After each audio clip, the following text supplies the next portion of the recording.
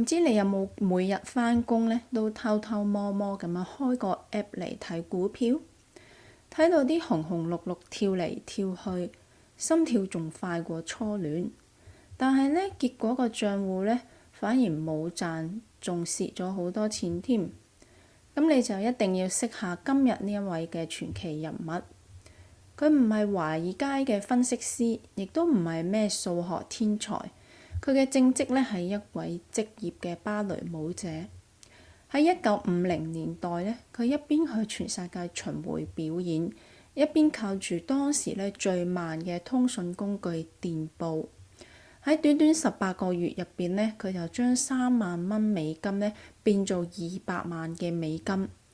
如果換翻今日嗰個購物力呢，即係大概1.5億嘅港紙嘅。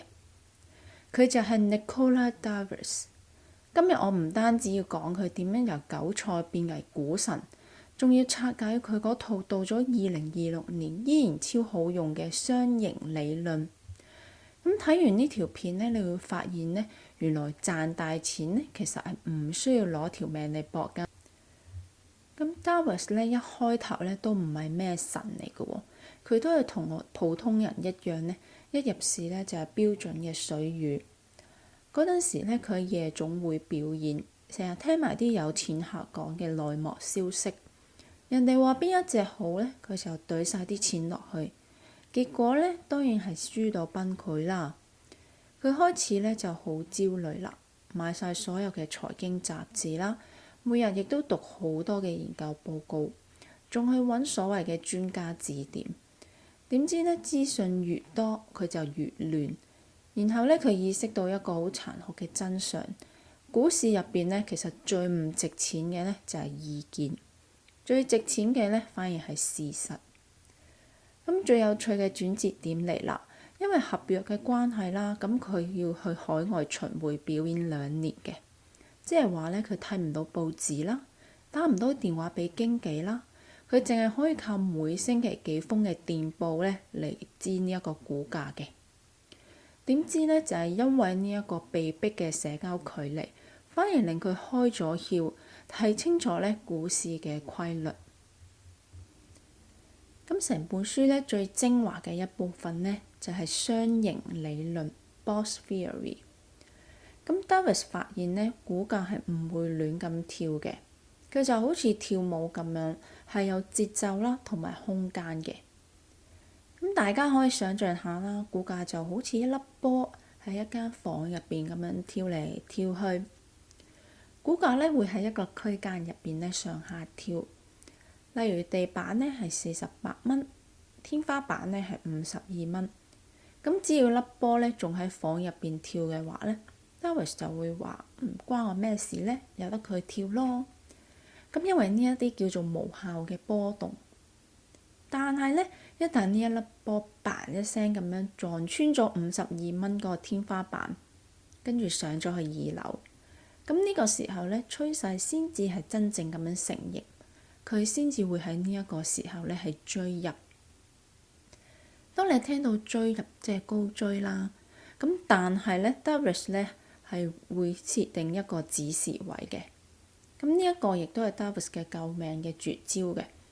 咁佢一旦買入呢，佢就會即刻將嗰個止蝕位呢係放喺2樓個地板，即係原本嗰個天花板52蚊啦。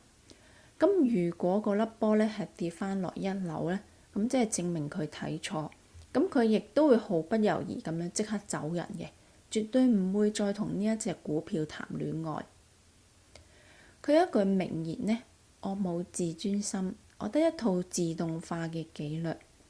佢從來都唔會估邊一隻股票會升到邊，佢就好似個保安咁樣，睇住個波有冇留喺佢應該留喺度嘅房。呢本書呢，最精彩，亦都係最警世嘅一幕呢，就係講佢賺完大錢啦，跟住返咗 New York 之後呢，咁因為佢當時呢住得好近華爾街啦，每日都可以第一時間呢係聽到最快嘅消息。仲可以隨時呢係入去券商嘅辦公室，結果呢，佢又開始輸錢啦。點解呢？因為佢當時呢離個市太近啦，當你離呢一個現場太近呢，你嘅情緒呢會俾每一分鐘嘅跳動呢都牽制住嘅。再加上呢，券商辦公室呢有其他嘅股民啦，大家嘅情緒波動呢係不斷牽引住 Davis， 令佢越嚟越唔理性，不斷情緒化咁樣做交易，完全失去咗交易應有嘅冷靜。最後呢，佢就搬返去酒店住啦，隔離自己，唔聽電話，淨係睇數據，咁樣先揾得返嗰種贏錢嘅感覺。而呢件事亦都教識我哋呢，喺呢個投資嘅世界呢，其實資訊爆炸呢唔係一個武器，而係一個陷阱。雖然 Davis 呢已經係60年前嘅人，咁但係呢2026年嘅今日啦，呢一套邏輯呢其實依然係冇得輸嘅。而家我哋有 AI 啦，有即時新聞啦，有討論區啦，但係人體內嗰種嘅貪婪同埋恐懼呢，由始至終呢都係冇變過嘅。今日呢條片呢就送3個重點俾大家啦。第一，簡化你嘅操作，咁揾出你嘅傷啦，唔好俾咩波動呢都想食嘅。第二，認錯要快，指示唔係咩醜事，係為咗而下次呢贏得更漂亮。第三，保持社交距離。遠離嗰啲令到你焦慮嘅討論區啦，或者太多嘅新聞嘅。如果你都想試下呢一套方法呢，我建議你而家打開個 watch list 啦，跟住試下幫你心水嗰隻股票呢畫出佢個天花板同埋地板嘅。咁今日我嘅分享就到呢度啦。如果你覺得有嘢落袋嘅話呢，記得 like、share 同埋 subscribe 嘅。咁你亦都可以喺留言區話返俾我聽，分享你嘅交易之路。咁多謝你收聽，我哋下次見，拜拜。